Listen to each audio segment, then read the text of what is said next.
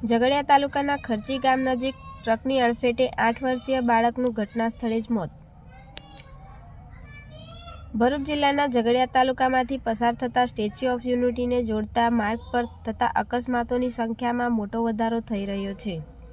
ઉપરાંત જીઆઈડીસી વિસ્તાર સહિતના અન્ય ગ્રામ માર્ગો પણ વધતા જતા અકસ્માતોને લઈને અકસ્માત ઝોન બન્યા છે.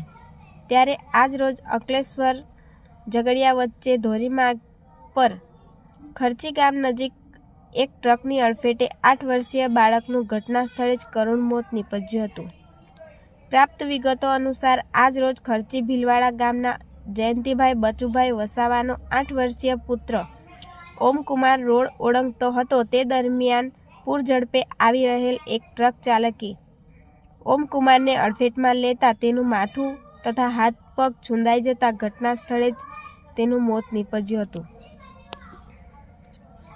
અકસ્માત બાદ ટ્રક ચાલક તેનું વાહન સ્થળ પર મૂકીને નાસી ગયો હતો. ઘટના સંદર્ભે મૃતકના પિતા જયંતિભાઈ વસાવાએ ઝઘડિયા પોલીસ મથકમાં ટ્રક ચાલક વિરુદ્ધ ફરિયાદ લખાવી હતી.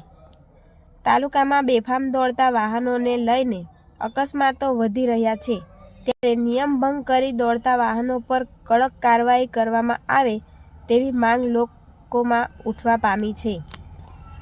રિપોર્ટર અબ્દુલ રઉફ ખત્રી, ઉમરલા. અમારી ચેનલને લાઇક કરો અને સબસ્ક્રાઇબ કરો.